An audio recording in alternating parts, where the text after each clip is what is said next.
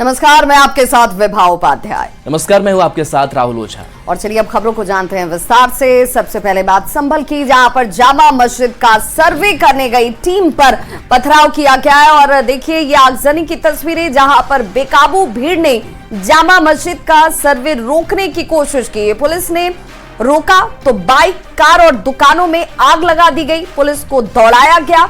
रुक रुक कर करीब 4 घंटे तक पुलिस टीम पर पथराव किया जाता रहा। संभल में ये बवाल यूपी चुनाव के नतीजे आने के एक दिन बाद हुआ है। मौके पर डीआईजी मुरादाबाद मुनिराज के साथ साथ एडीजी जोन बरेली रमित शर्मा भी पहुंच गए हैं और 3 कंपनी पीएसी को भी तैनात कर दिया गया है।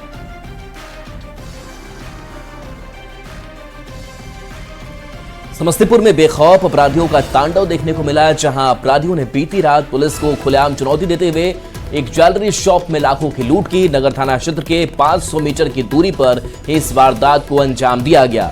वहीं लूट का सीसीटीवी फुटेज भी अब सामने आया है। सीसीटीवी फुटेज में साफ तौर पर देखा जा सकता है कि एक एक करके 5 अपराधी ग्राहक के वेश में ज्वेलरी दुकान के अंदर दाखिल हुए और फिर दुकान के मालिक और अन्य कर्मियों को पिस्टल की नोक पर रखकर लूट की वारदात को अंजाम दिया। जानकारी के मुताबिक करीब 102 डब्बे में रखे कीमती सोने के जेवरात लूटकर अपराधी फरार हो गए। वारदात के बाद पुलिस महकमे में हड़कंप मचा हुआ है। पुलिस ने जल्द अपराधियों की गिरफ्तारी का दावा किया है। और समस्तीपुर संवाददाता मुकेश हमारे साथ जुड़े हुए हैं। मुकेश, किस तरीके से इस लूटपाट की घटना को अंजाम दिया गया, कार्रवाई पुलिस की?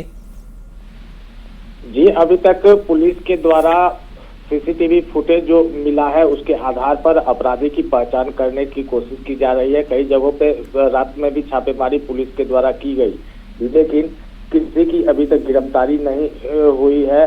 और यह जो घटना हुई थी नगर थाना से और उस ज्वेलरी शॉप की दूरी 500 मीटर से भी कम है, जहां पे ये घटना हुई। और दोनों तरफ पुलिस की गश्त होती है। जो वहां से मगरदही घाट का इलाका है वहां पुलिस आती है, स्टेशन रोड पड़ता है उसमें भी पुलिस की गश्त रहती है। और उस बीच में आकर के अपराधी हर शाम आते हैं और ज्वेलरी शॉप को लूट कर चले जाते हैं। और अभी तक इसमें एफआईआर दर्ज नहीं हुआ है, जिसके वजह से पुलिस के अनुसंधान में कुछ देरी हो रही है।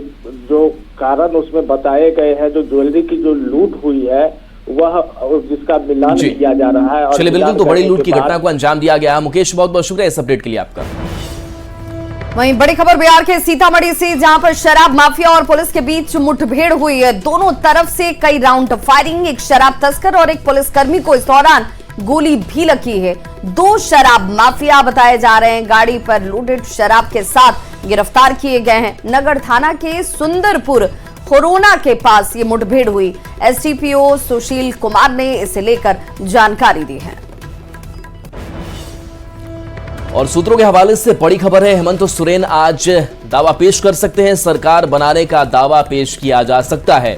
खबर है कि शाम 4 बजे इंडी अलायंस के नेता राजभवन पहुंच सकते हैं। सीएम आवास पर समर्थन पत्र पर हस्ताक्षर की प्रक्रिया भी पूरी की जाएगी और उसके बाद राजभवन पहुंच करके इंडी अलायंस के जो नेता हैं वो सरकार बनाने का दावा पेश करेंगे। राज्यपाल समय देंगे, उसके बाद शपथ ग्रहण होगा। रांची संवाददाता अविनाश कुमार हमारे साथ जुड़े हुए हैं। अविनाश, अब क्या तैयारी इंडी अलायंस के नेताओं की तरफ से राजभवन तक पहुंचने का? देखिए, 2 तरह की तैयारी यहाँ चल रही है। पहला तो ये कि इस वक्त सीएम हेमंत सोरेन के आवास पर इंडिया गठबंधन के जितने भी निर्वाचित विधायक हैं, चाहे वो जेएमएम की बात करें, कांग्रेस की बात करें, आरजेडी की बात करें, वो तमाम विधायक यहाँ पहुंच रहे हैं। बहुत संख्या में लोग पहुंच चुके हैं।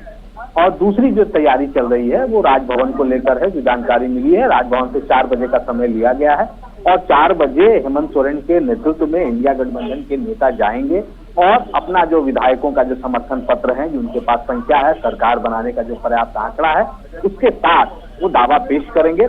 और ये उम्मीद की जा रही है कि अगले 2 दिनों के अंदर ही सरकार शपथ ले सकती है। हेमंत सोरेन के नेतृत्व में यहाँ पर सरकार का गठन होगा, शपथ ग्रहण होगा।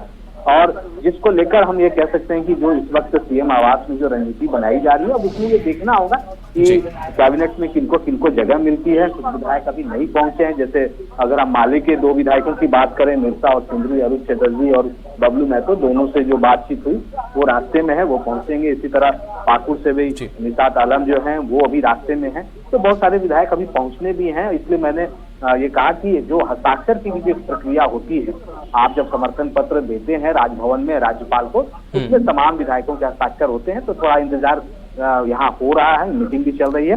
और बिल्कुल अविनाश, तो औपचारिकताएं जो है वो समर्थन पत्र की वो पूरी की जाएगी और उसके बाद से राजभवन की ओर कूच किया जाएगा। बहुत बहुत शुक्रिया इस अपडेट के लिए।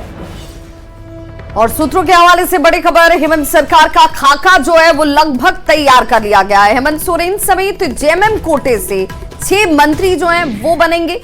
कांग्रेस कोटे की बात करें तो कांग्रेस कोटे से 4 और आरजेडी कोटे से 1 मंत्री बनेंगे। आरजेडी की ओर से सुरेश पासवान मंत्री पद के उम्मीदवार होंगे।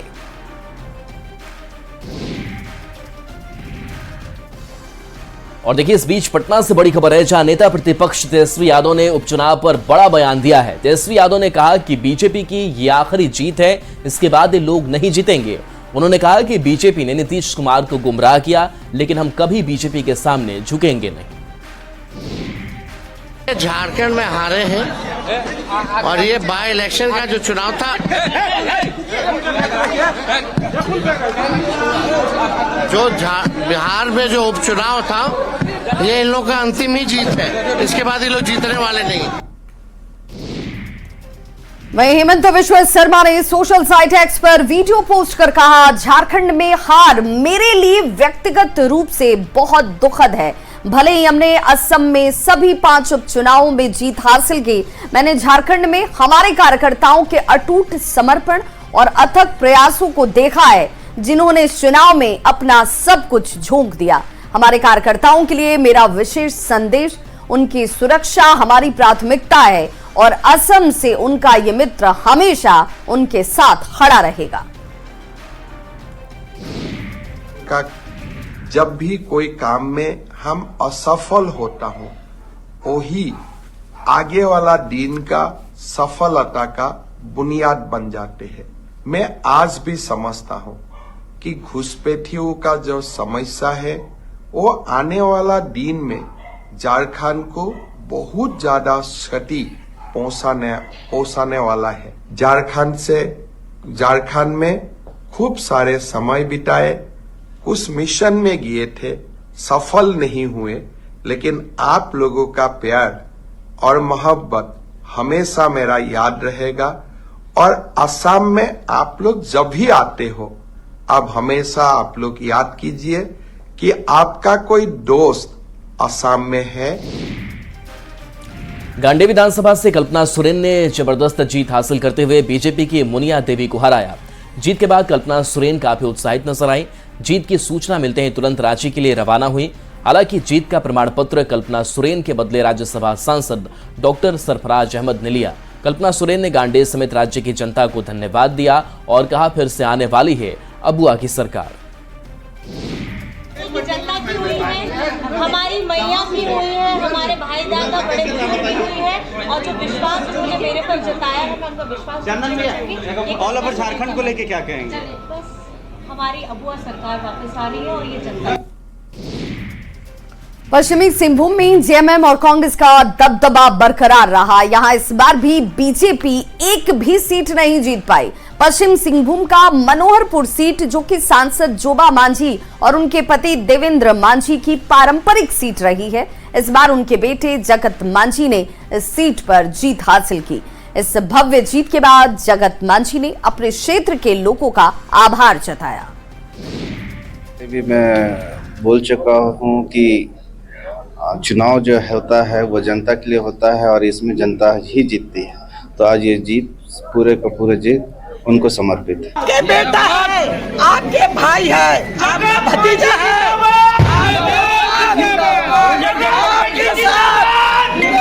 हमेशा खड़ा रहेगा, आपके साथ हमेशा कदम से कदम साथ चलेगा। यह आप लोग को विश्वास दिलाती हूँ। चंदन कियारी से जेएमएम के उमाकांत रजक ने ऐतिहासिक जीत हासिल की और बीजेपी के अमर बावरी को हार का सामना करना पड़ा। उमाकांत रजक ने जनता का धन्यवाद करते हुए कहा, चंदन कियारी के विकास के लिए काम करूंगा। वहीं चुनाव में तीसरे नंबर पर रहे अमर कुमार बावरी ने जनता के बीच रहकर उनकी सेवा करने की बात कही है। चंदन कियारी के जनता जनार्दन को धन्यवाद। आपने जितना भी मत दिया है वो सारे मतों का मैं और जो निर्णय लिया है उसका मैं स्वागत करता हूं, अभिनंदन करता हूं, जीतने वाले को बधाई देता हूं। और जो कमियां रह गई है मुझसे, भारतीय जनता पार्टी के कार्यकर्ताओं से, उन कमियों को खोज करके आपकी सेवा में पुनः लगातार आपके बीच रहने का वायदा करता हूं।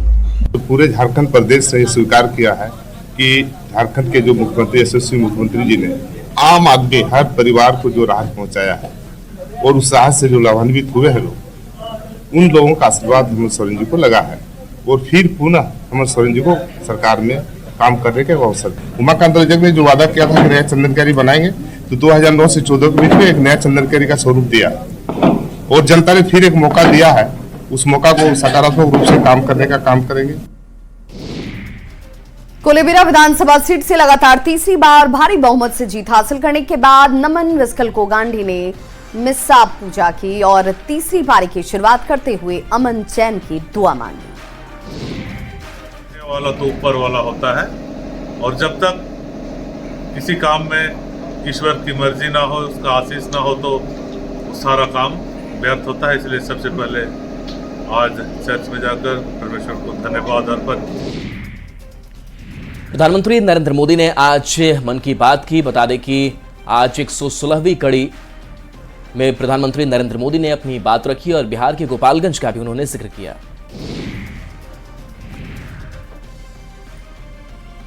तो वहीं गढ़वा से खबर, जहां पर देखिए हाथियों का आतंक जो है वो थमने का नाम नहीं ले रहा। हाथी ने एक बार फिर से यहां हमला किया, जिससे एक शख्स की मौत हो गई।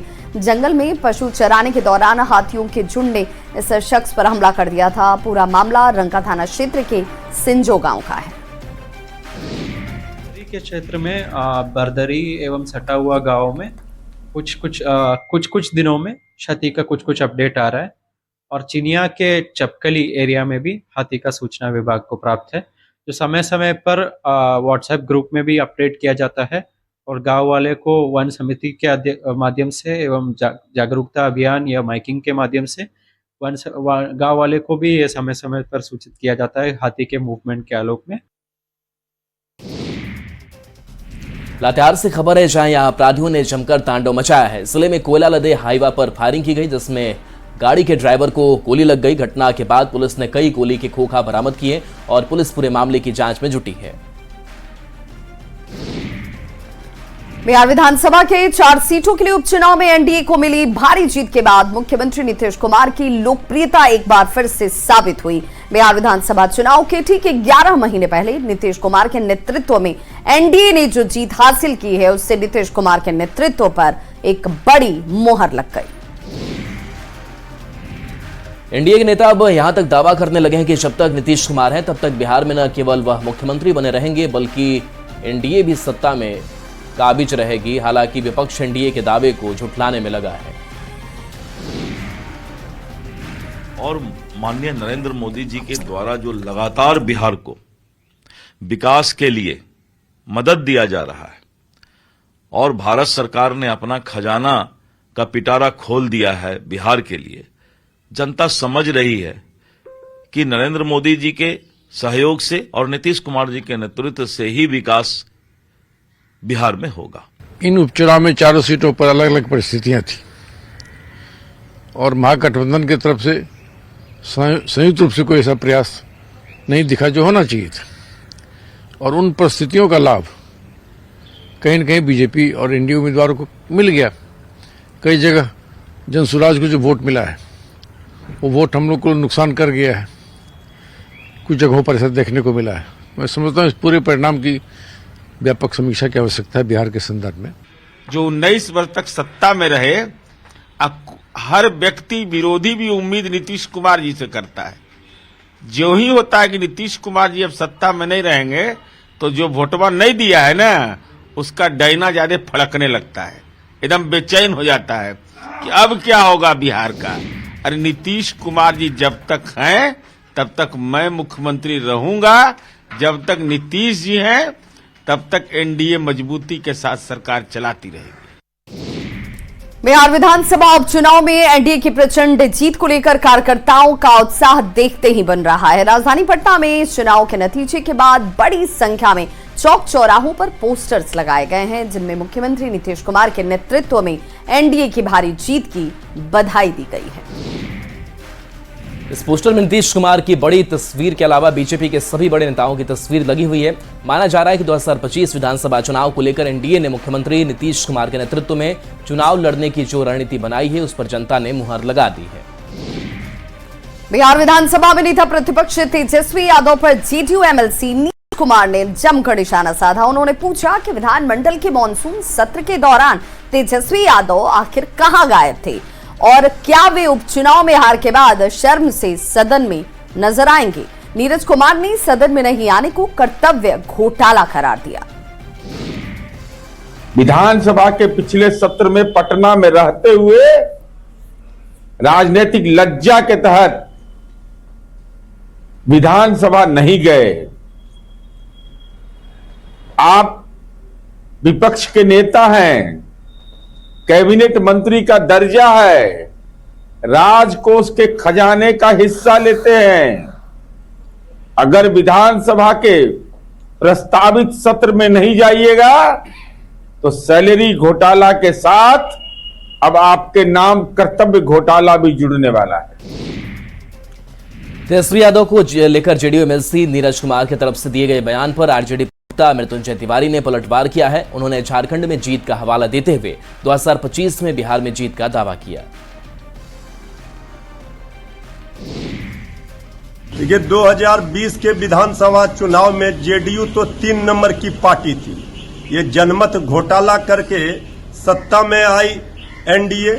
अब ये 4 सीटों पर विधानसभा के उपचुनाव क्या जीत गए हैं, इठला रहे हैं और ज्ञान दे रहे हैं। तेजस्वी यादव जी जनता के दिलों पर राज करते हैं। और बगल में झारखंड के चुनाव में लोगों ने देखा, झारखंड तो झांकी है, पूरा बिहार बाकी है। 2025 के विधानसभा चुनाव में पता चल जाएगा ये कहां चले जाएंगे। पूर्णिया के पनोरमा ए होम्स में पनोरमा स्टार सीजन 7 का समापन हो रहा है। इसमें बॉलीवुड के कई सितारे शामिल होने वाले हैं। खास बात तो ये कि पनोरमा ग्रुप अपने ग्राहकों को घर की चाबियां भी देने जा रही है। ग्रुप के सीएमडी संजीव मिश्रा ने बताया कि आज पनोरमा सीजन 7 के समापन दिवस पर कई तरह के कार्यक्रम होंगे, जिसकी तैयारियां जोर शोर से चल रही हैं। आज संडे का दिन है, 24 नवंबर का शाम के 5 बजे आप जितने भी दर्शक हैं, आप सभी से अनुरोध है कि आप लोग ई होम्स पनोरमा में आएँ, जो कि बाईपास पूर्णिया में है। और बहुत ही बड़ा कार्यक्रम है और कार्यक्रम का आनंद लें। बहुत भव्य कार्यक्रम है। आज शाम 5 बजे ई होम्स पनोरमा में आप सभी से अपील है, आप सभी से आग्रह है कि आप लोग आएँ और कार्यक्रम का आनंद उठाएं। और चलिए, न्यूज़ 18 बिहार झारखंड पर खबरें आपके लिए लगातार जारी हैं।